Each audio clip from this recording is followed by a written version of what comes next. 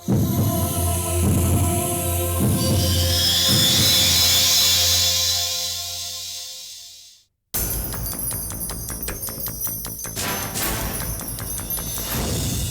रोटी नहीं आदमी को यहाँ एक इंसाफ की जिंदगी चाहिए। जुल्म के जोर से हक न छीने कोई, जिंदा कानून है ये यकीन चाहिए। हर अदालत में हो न्याय के सिलसिले, कटघरों से सबूतों से सच ही खिले। सच की लेकिन गवाही जो भरने चला, वो मसीहा की सूली पे मरने चला। सच शहादत मांगता है, सच इबादत मांगता है।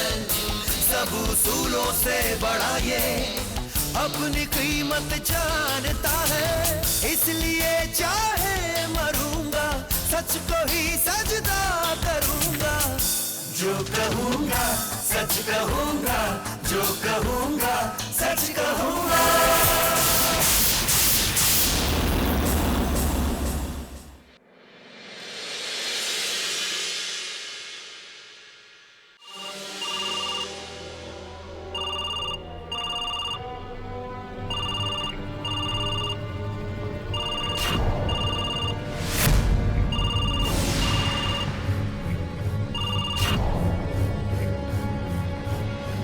हेलो। हाँ मैं बोल रहा हूँ। अस्सलाम वालेकुम भाई। सब ठीक ठाक है उधर? सब कुछ ठीक ठाक है भाई, जैसा प्लानिंग सोचा था सब कुछ वैसे ही चल रहा है। आप बोलो खाली आगे क्या करने का है। नावेद तुम जानते हो कि तुम्हें क्या करना है। अगर हम कामयाब हो गए तो तुम्हें तुम्हारी मुंह मांगी कीमत मिलेगी। इंशाल्लाह भाई कामयाब होंगे, काहे को नहीं होंगे। क्या आप बात कर रहे आप? तनेजा कुछ बोल रहा है? अरे क्या बोलेगा भाई, वो हवा निकल गई ली उसकी। जब से अपन लोग के कब्जे में आया है आवाज बंद हो गई है, खाली हकला रेला है। बस थोड़ी देर और, उसके बाद। नावेद भाई सब कुछ गड़बड़ हो गया साला। क्या हो गया रफी? अरे वो मनीष तनेजा भाग गया। क्या? नावेद ढूंढो उसे। अगर मनीष बच गया तो हमारा प्लान फेल हो जाएगा। आप फिक्र मत करो भाई, भाग के किधर जाएगा वो? क्या रफीक क्या? टेंशन क्या ले लेगा भाई, अभी देखते ना।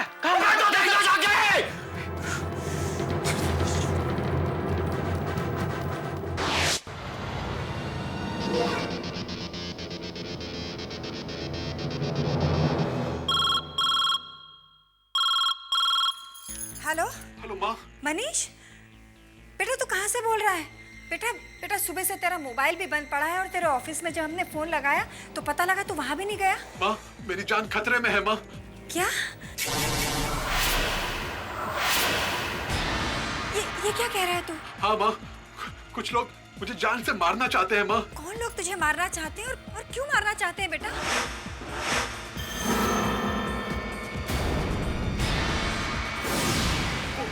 वो सब मैं तुम्हें बाद में बताऊंगा माँ। बहुत गड़बड़ हो गई है माँ। अरे बेटा लेकिन पहले तू ये तो बता, इस वक्त तू बोल कहाँ से रहा है? मैं इस वक्त सेंटा क्रूज रेलवे स्टेशन के पास हूँ माँ।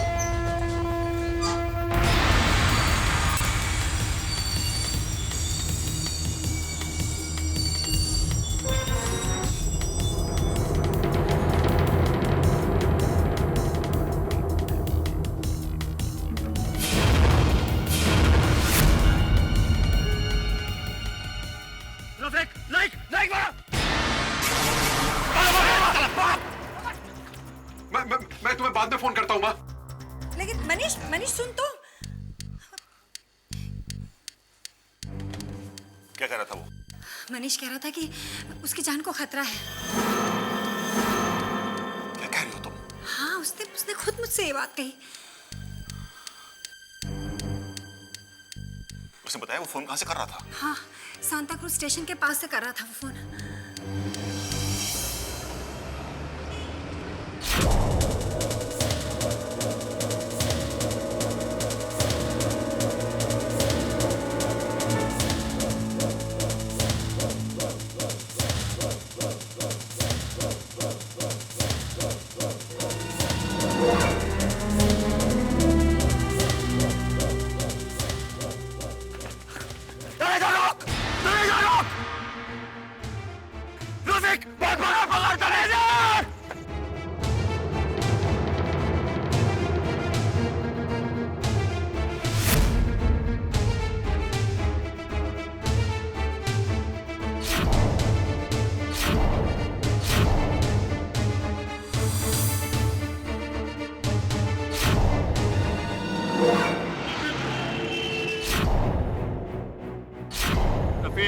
लाइक पकड़ो साहिब।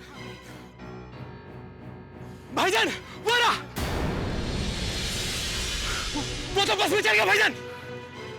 रफीक लाइक, अरे बचेगा नहीं वो, आखिरी वक्त आ गया उसका।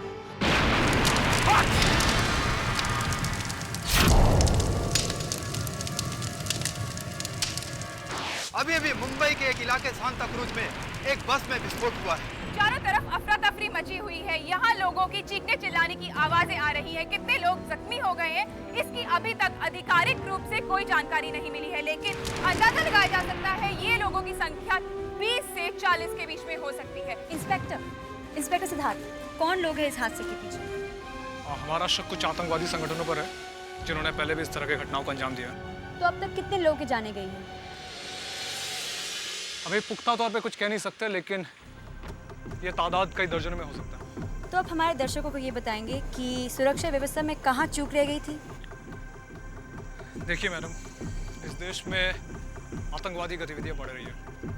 इन आतंकवादियों ने अब बेगुनाह लोगों को अपना निशाना बनाना शुरू कर दिया ताकि लोगों में दहशत पैदा कर सके।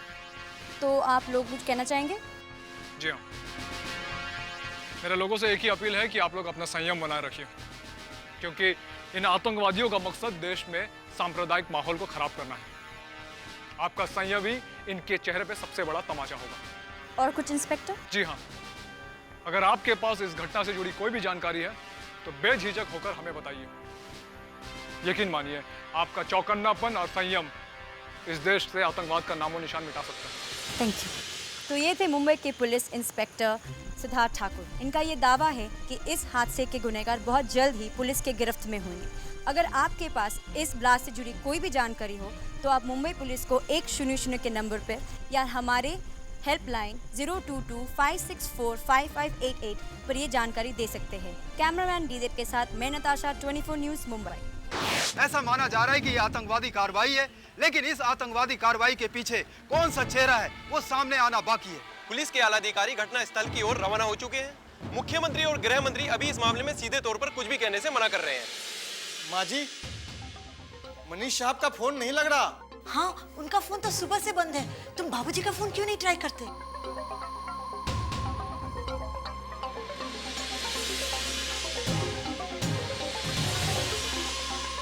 माँ जी, बड़े साहब का फोन भी नहीं लग रहा है। पता नहीं मैंने मनीष के फोन के बारे में उनसे क्यों कह दिया। अब वो तो उसे ढूंढने ही निकल पड़े और उनका फोन भी नहीं लग रहा है। पता नहीं कहाँ चले गए, किस हाल में होंगे वो। मैं क्या करूँ, उन दोनों का क्या हाल होगा, मुझे कुछ समझ नहीं आ रहा।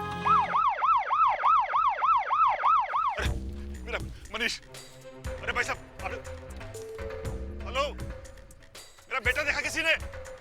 प्लीज, ये भैया, मेरा बेटा देखा किसी ने? मैम, मेरा बेटा।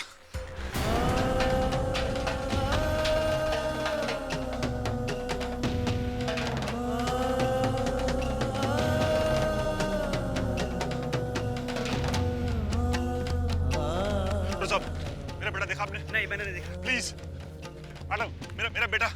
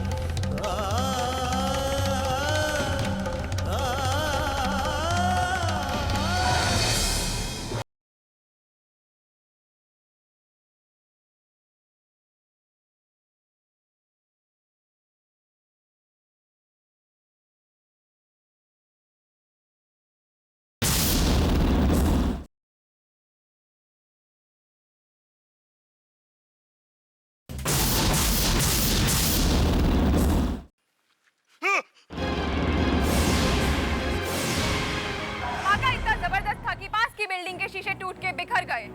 अभी तक इनका भी कुछ पता नहीं लगा है। पता नहीं क्या हो गया, आज किसी का फोन भी तो नहीं लग रहा। हाँ माँ जी, लगता है पूरे शहर का फोन कनेक्शन जाम हो गया है। माँ जी, मैं जाता हूँ बड़े साहब और छोटे साहब को ढूंढने।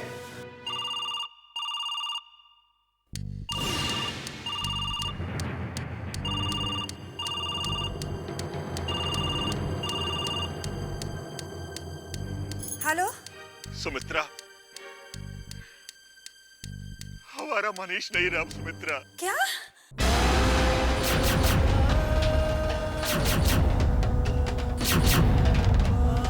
नहीं, भगवान ने उसे हमसे छीन लिया। हमारा सब कुछ खत्म हो गया सुमित्रा, सब कुछ भी नहीं बचा।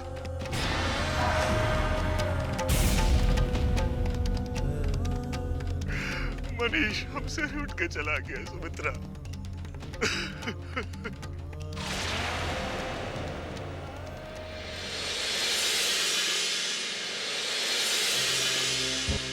मैं पिछले 6 महीने से कह रही हूँ कि मेरे बेटे की हत्या की गई थी इंस्पेक्टर साहब, हत्या की गई थी। मिसेस तनेजा, मैं इनकार नहीं कर रहा हूँ। उस हादसे में जितने भी लोग मारे गए उन सब की हत्या हुई थी।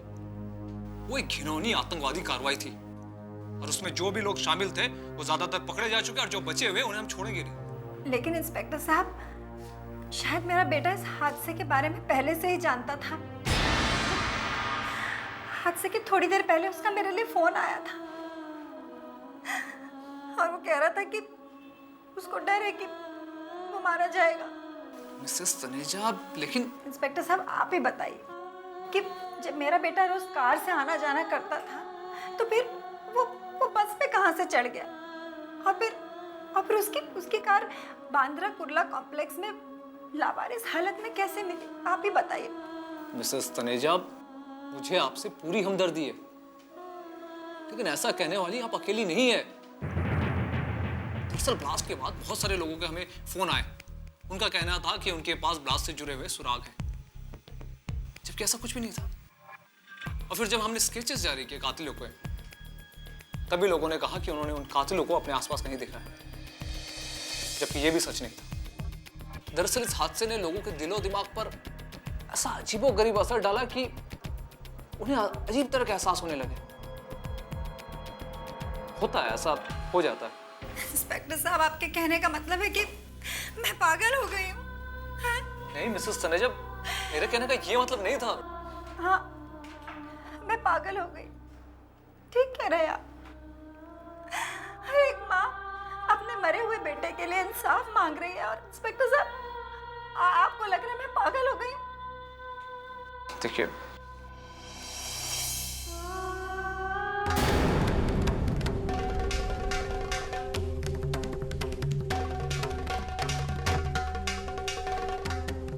क्या मैं आपकी कोई मदद कर सकती हूँ? जी, आप? मेरा नाम उज्ज्वला रावत है, पेशे से मैं वकील हूँ। तो क्या आप वही उज्ज्वला रावत है?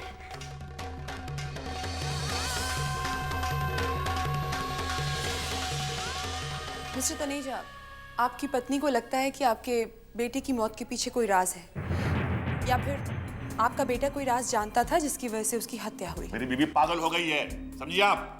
जी सही कह रहा हूँ। पागल नहीं तो और क्या है वो? हर रोज फरियाद लेकर पुलिस स्टेशन पहुंच जाती है। अरे ये कानून, ये पुलिस वाले किसके लिए बने हैं? सिर्फ बड़े लोगों के लिए, हमारे जैसे मामूली लोगों के लिए नहीं। हमें तो भगवान भी नहीं सुनता है। Mister Taneja, please please missus Chula, और बर्दाश्त नहीं होता मुझसे। कितनी भी जांच क्यों ना हो जाए, वो सारे गुनहगार पकड़े क्यों ना जाएं, लेकिन मेरा बेटा तो वापस नहीं आएगा ना। अपने बेटे की अर्थी उठाने के बाद मुझ में और ताकत नहीं बची। हमें माफ कीजिए, मुझे अकेला छोड़ दीजिए प्लीज।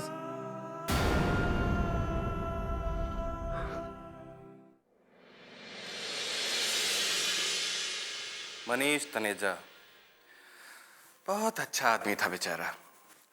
इसलिए नहीं कह रहा हूं कि मेरा दोस्त या बिजनेस एसोसिएट था, वो वाकई में बहुत अच्छा आदमी था, एकदम राजा आदमी। आपको लगता है मनीष तनेजा के पास बॉम्ब ब्लास्ट से जुड़ी हुई कोई जानकारी थी? अजीब बात कर रहे हैं आप। वो पुलिस या सीआईडी में थोड़ा ही था कि उसे बस के ब्लास्ट के बारे में पहले से पता होता, और अगर पहले से पता होता तो वो बस में चढ़ता ही क्यों? लेकिन मनीष की माताजी का कहना है कि मौत से ठीक थोड़ी देर पहले उसने उन्हें फ़ोन करके बताया था कि उसकी जान को खतरा है। इस बारे में तुम्हें कुछ कह नहीं सकता। उसने ऐसा कभी कोई जिक्र किया नहीं। अगर उसकी जान को खतरा होता तो वो मुझसे जरूर कहता। हम आपस में कुछ भी नहीं छुपाते थे। वो क्या है कि हमारा धंधा ही कुछ ऐसा है, ईमानदारी नहीं तो फिरादरी नहीं। क्या धंधा है आपका? जी वो import export, import export, licence वगैरह सब है हमारे पास। रामदीन जी कब से काम कर रहे हैं तनेजा परिवार में? पिछले 1 साल से। यानी हादसा होने के ठीक 6 महीने पहले से?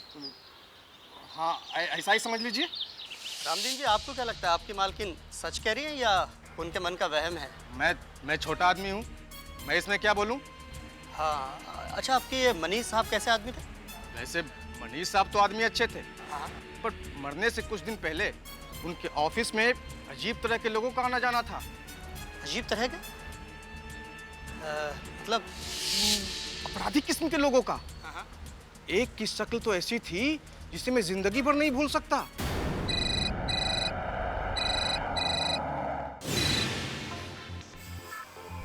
मैं बोल रहा हूँ। काय को फोन किया? गुस्सा थूक दे और ठंडे दिमाग से सुन।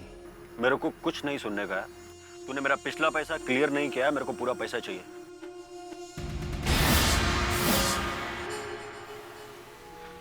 नावेद, हमारे धंधे का उसूल है, ईमानदारी नहीं तो बिरादरी भी नहीं। मैंने तुमसे जो कहा था वो तुमने नहीं किया। तुम्हारी बेवकूफी की वजह से हमारा सारा प्लान चौपट हो गया।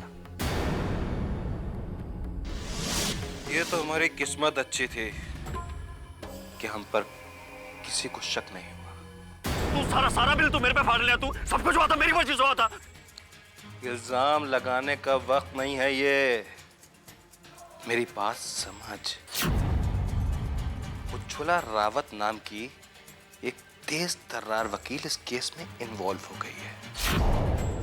वो तुझ तक कभी भी पहुंच सकती है। तो तू भी सुन ले चमन, अगर मैं पकड़ा गया ना तो पोपट की तरह मैं सब कुछ बोल दूंगा। मैं हूं ना। तू क्यों घबरा रहा है? तू नहीं पकड़ा जाएगा। बस एक बार मुझसे मिल ले, तेरा सारा पुराना हिसाब किताब चुकता कर दूंगा। पूरा पैसा देगा तू? सब कुछ दे दूंगा। एक बार मिल तो सही। अच्छा बता, कहाँ है तू इस वक्त? ये इधर, ये आर्य मिल्क कॉलोनी, उधर छोटा कश्मीर से लेफ्ट ले। ठीक है, मिलता हूं तुझसे। आजा।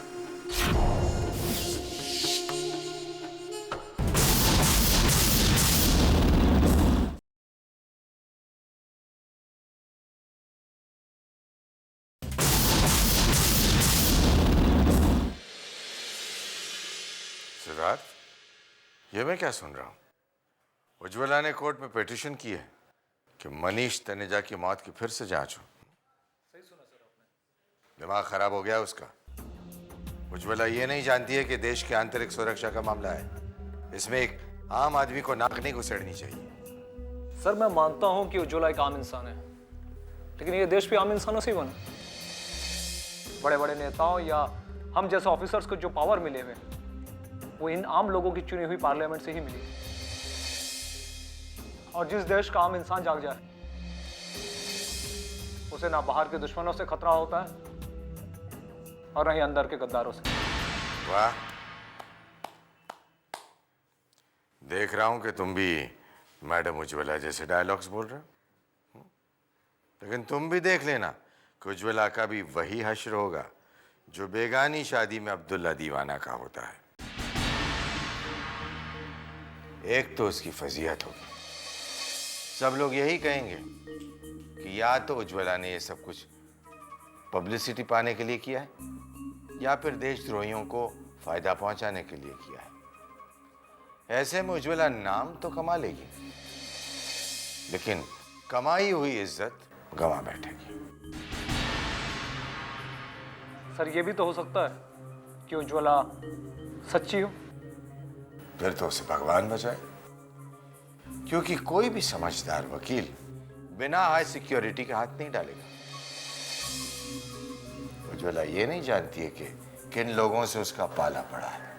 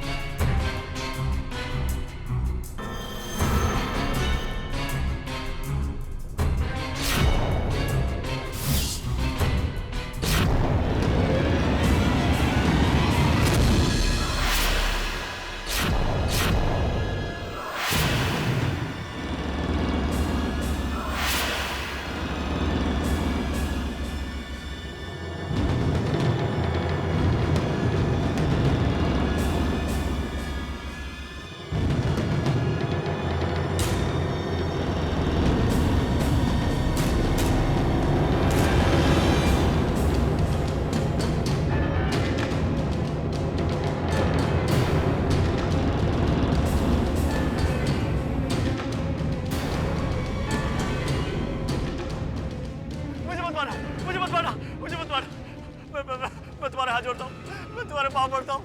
मैं अपनी अम्मा की कसम खा के कहता हूँ मैं किसी को कुछ नहीं बताऊंगा। मुझे मारना मत लगे। मुझसे गलती हो गई सर, मारना मत लगे मुझे। सही कर, मुझे मत मारना। ये मेरा जूता।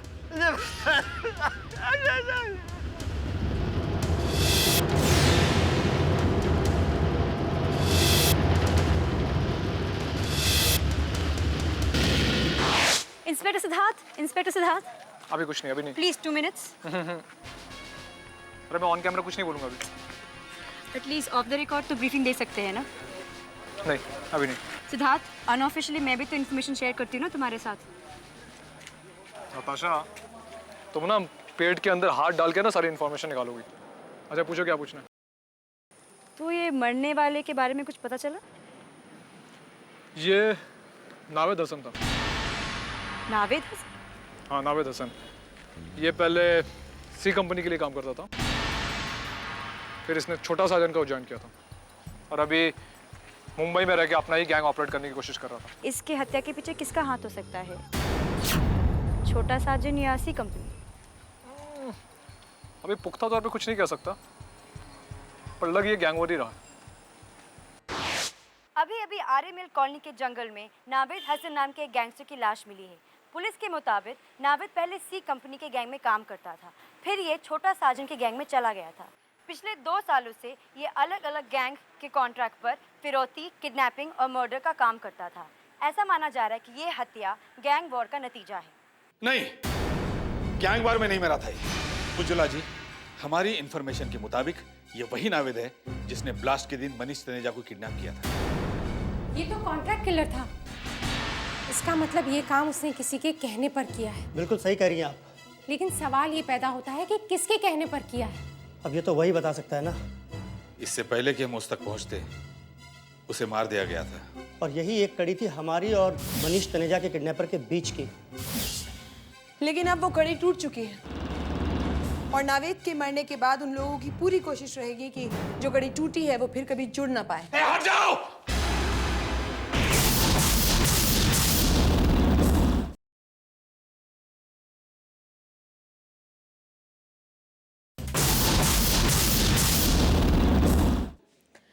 लेकिन अब वो कड़ी टूट चुकी है और नावेद के मरने के बाद उन लोगों की पूरी कोशिश रहेगी कि जो कड़ी टूटी है वो फिर कभी जुड़ ना पाए। हट जाओ!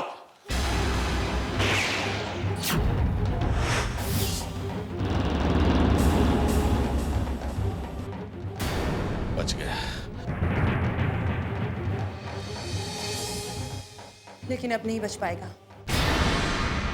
फतेह जी, वो जो ब्लास्ट की कवरेज की सीरीज मंगवाए थे उनका क्या हुआ? हाँ उज्ज्वला जी, ये अलग अलग चैनल से कलेक्ट किए हमने। कुछ फुटेज हैं जो इसमें रिकॉर्ड किए गए। प्लीज।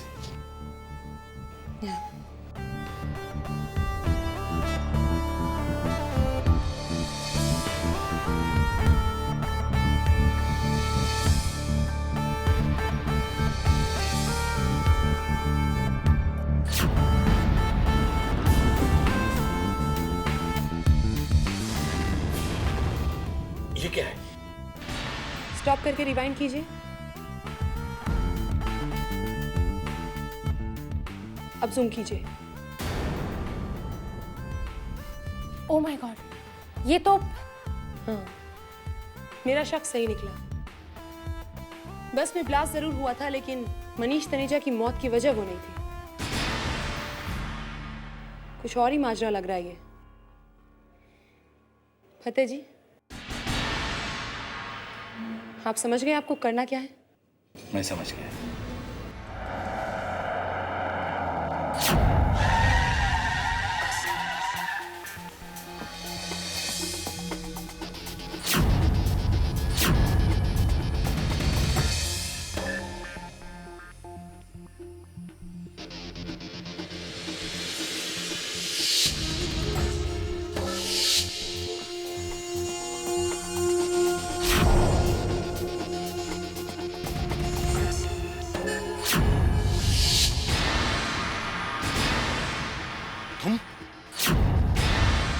यहाँ क्या कर रहे हो?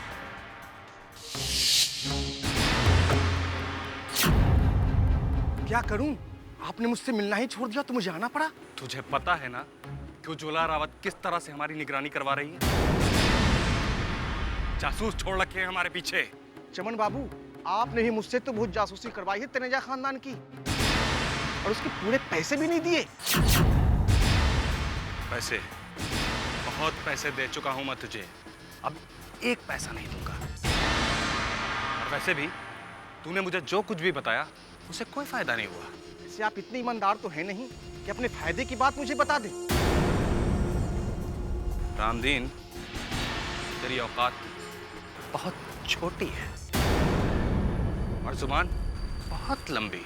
साहब, आदमी तो मैं सच में छोटा हूँ, लेकिन एक बात बताऊं, कांटा भी बहुत छोटा होता है, लेकिन हाथी को चुभता है तो उसे भी दर्द का एहसास करवा जाता है।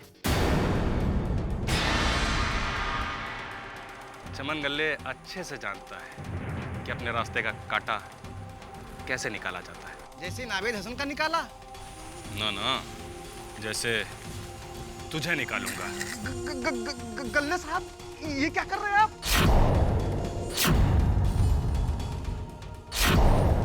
चमन गल्ले किसी को माफ नहीं करता, तुझे भी नहीं करूंगा।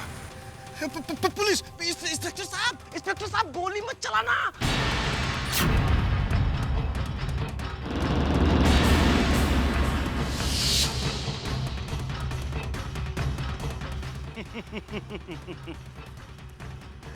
बेवकूफ बनाकर भाग गया, लेकिन कब तक?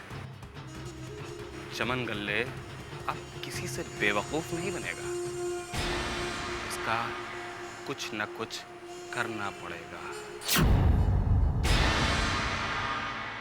Your honour, Miss Ujjwala Rawat की यह हरकत बहुत ही गैर जिम्मेदाराना है। पुलिस और बाकी जांच एजेंसीज का यह मानना है कि सांता क्रूज स्टेशन के पास जो बम धमाका हुआ था वो एक आतंकवादी कार्रवाई थी।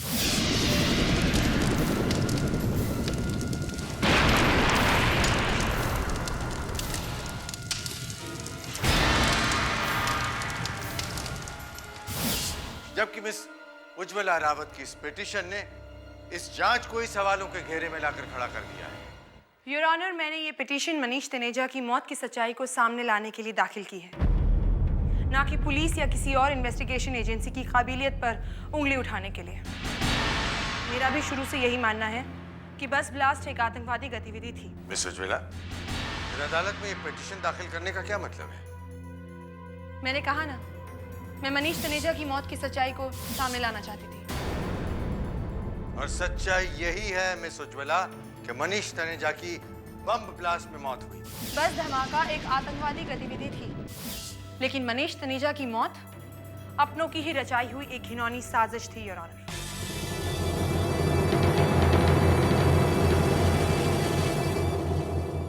योर ऑनर, पहली नजर में तो ये दोनों मामले एक दूसरे से जुड़े हुए लगते हैं, लेकिन छानबीन के बाद हमने पता लगाया कि ये मामले जुड़े हुए होने के बावजूद एक दूसरे से अलग हैं।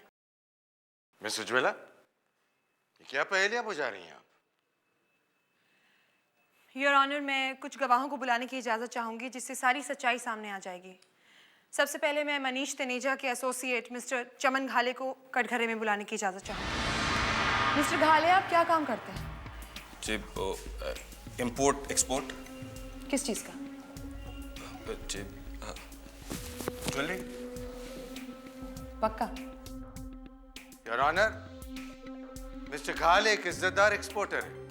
वो देश के लिए विदेशी मुद्रा लाकर देश की उन्नति में मदद कर रहे हैं और देश की मुद्रा को बाहर गैर कानूनी तरीके से भेजकर हमारे देश को गरीब भी बना रहे हैं। Objection your honour.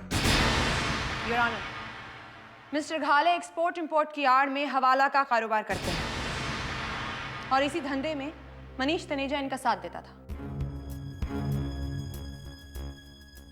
और जब एक डील के दौरान मनीष तनेजा ने 1.5 करोड़ रुपए का घपला किया तो इन्होंने नावेद हसन नाम के गुंडे का सहारा लिया और ऑफिस में धमकी देने के बावजूद जब मनीष ने पैसे नहीं लौटाए तो इन्होंने नावेद के जरिए उसका किडनैप करवा लिया। ये आप क्या नाम शनाब बोल रही हैं? मैं किसी नावेद हसन को नहीं जानता।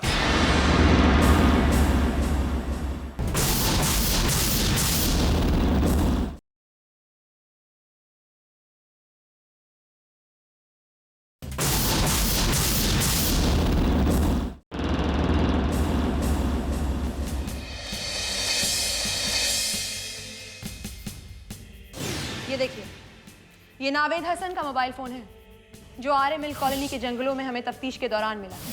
इस पे उसकी उंगलियों के निशान हैं और अंदर रिसीव्ड कॉल्स में आपका नंबर। तो कहिए, अब भी नहीं जानते नावेद हसन को आप? योर ऑनर, मुझे माफ कर दीजिए।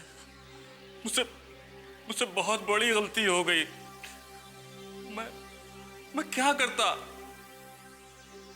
तनेजा पूरा पैसा दबा कर बैठ गया था और मुझे दूसरी पार्टी को पैसा देना था। बस इसीलिए मैंने उसका किडनैप करवाया था।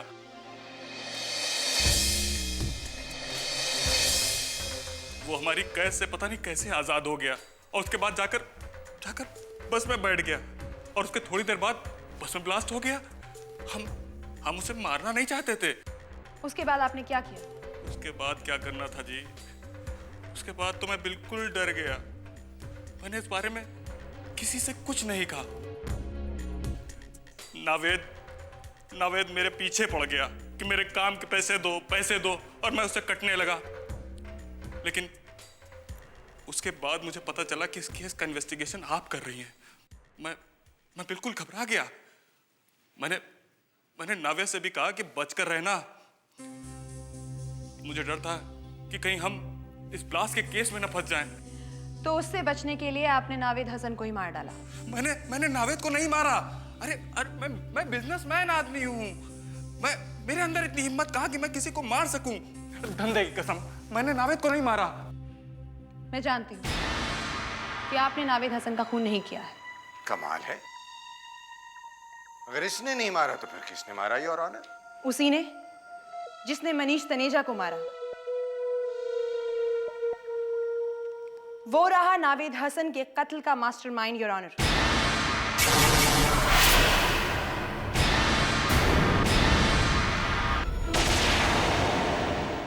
सुचुला, आर यू ऑल राइट?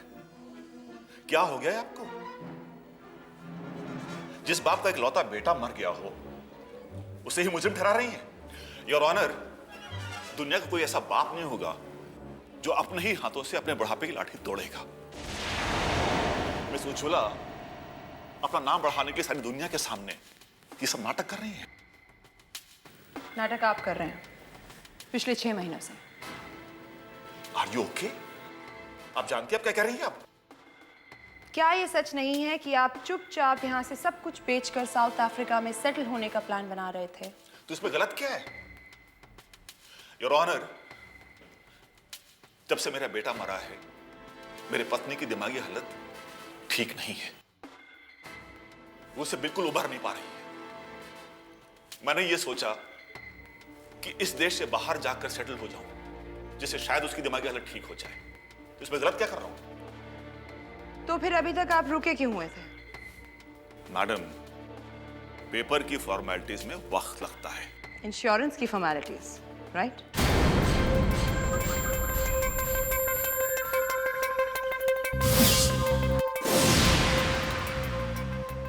आपके बेटे का 3.5 करोड़ रुपए का इंश्योरेंस है जो आपको अगले हफ्ते मिलने वाला है,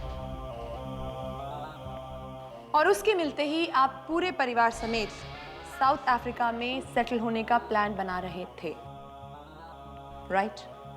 योर ऑनर, अगर कोई इंश्योरेंस क्लेम करके लीगल तौर पर विदेश में बसना चाहे तो इसमें गलत क्या है?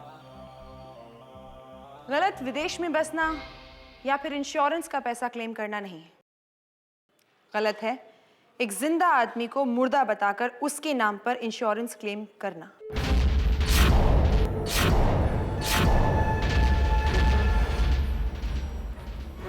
जी हाँ सर, मनीष तनेजा जिंदा है।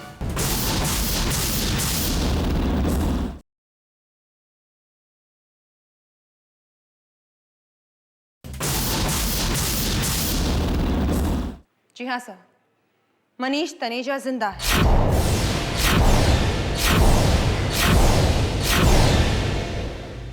तो फिर बताइए कहाँ है मनीष तनेजा?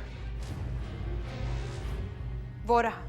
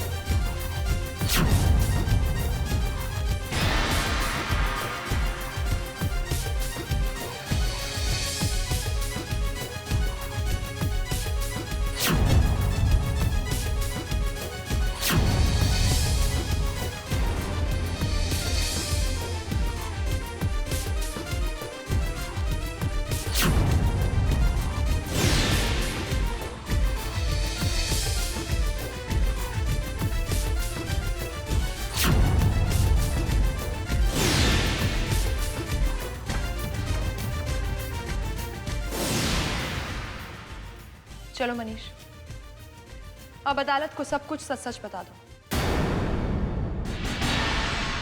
मैं नावेद हसन से अपनी जान बचाने के चक्कर में एक बस में चढ़ गया और तुरंत ही उस बस में ब्लास्ट हो गया, लेकिन मैं बच गया, मुझे कुछ भी नहीं हुआ। मेरी समझ में नहीं आ रहा था कि मैं क्या करूं, इसलिए मैं वही पास में जाकर कहीं छुप गया।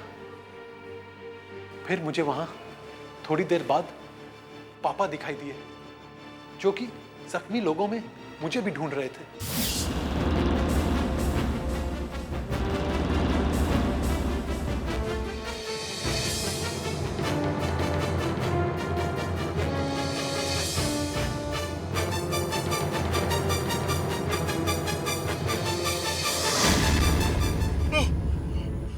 मनीष, बेटा तू ठीक तो है ना? हाँ पापा। अरे मेरा बेटा। पापा मैं फिलहाल के लिए तो बच गया हूं, लेकिन ज्यादा दिनों तक बच नहीं पाऊंगा पापा। क्या बात कर रहा है तू? हाँ पापा, मुझे चमन घेले के 1.5 करोड़ रुपए देने हैं पापा। पैसे लिए बिना वो मुझे छोड़ेगा नहीं, और मुझे उसे देने के लिए बिल्कुल भी पैसे नहीं है मेरे पास। तू कहे तो मैं बात बोल चमन घेले से। इससे कोई फायदा नहीं होगा पापा, वो आपकी बात बिल्कुल नहीं मानेगा।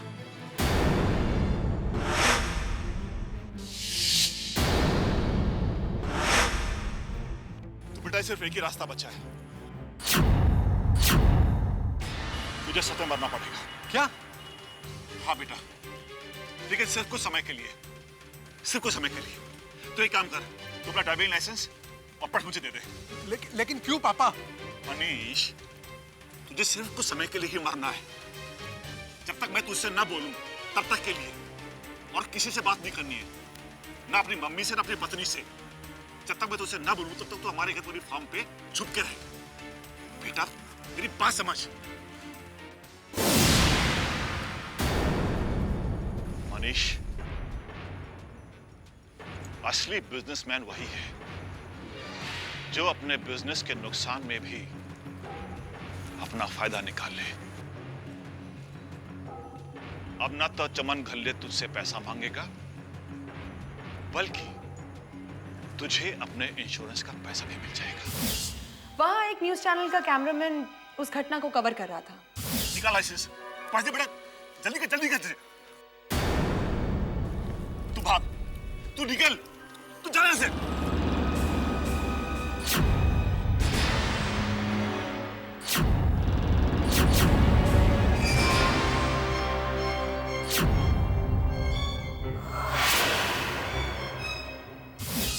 उसके कैमरे के लेंस में तुम दोनों कुछ सेकंड के लिए आ गए और हमारी नजरों में तुम लोग तब आए जब हम उस ब्लास्ट की कवरेज को देख रहे थे। जाहिर सी बात थी कि ब्लास्ट के बाद तुम जिंदा थे और तुम्हारे पिता को ये बात मालूम थी, फिर भी उन्होंने तुम्हारे मरने का नाटक किया। तभी हमारे सामने सारी सच्चाई आ गई।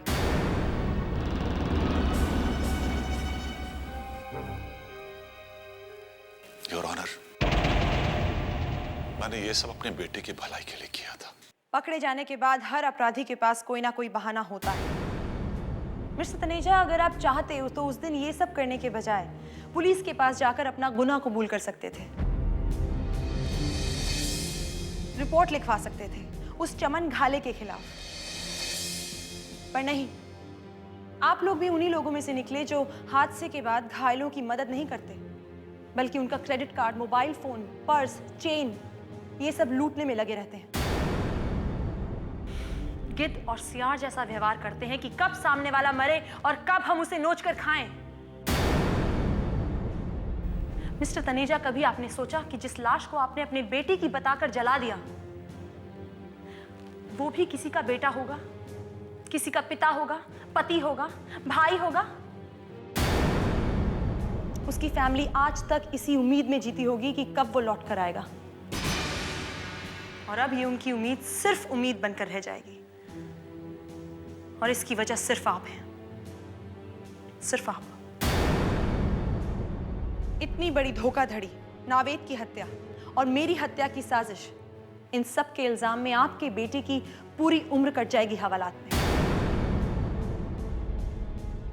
काश उस दिन आपने एक बिजनेसमैन की तरह ना सोचकर एक पिता की तरह सोचा होता, सही राह दिखाई होती अपने बेटे को, तो आज ये दिन नहीं देखना पड़ता आपको।